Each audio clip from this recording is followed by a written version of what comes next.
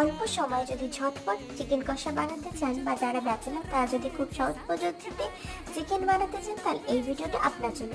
প্রথম থেকে শেষ পর্যন্ত স্কিপ না করে দেখতে পারেন। তার জন্য কড়াই তেল নিয়ে সামান্য চিনি দিয়ে একটা তেজপাতা আর গোটা গরম মশলা দিয়ে দিলাম। এবার চপ করে রাখা পেঁয়াজ দিয়ে দিলাম, দিয়ে পেঁয়াজটাকে খুব ভালোভাবে নেড়ে চেড়ে ভেজে নেবো। অ্যাড করে দেবো আদা বাটা, রসুন বাটা ও কাঁচা লঙ্কা বাটা, দিয়ে এর সাথে বেশ খানিকক্ষণ কষিয়ে নেবো যতক্ষণ না মশলাটা ভালোভাবে ভাজা হয়ে যাচ্ছে এবং কাঁচা গন্ধ চলে যাচ্ছে।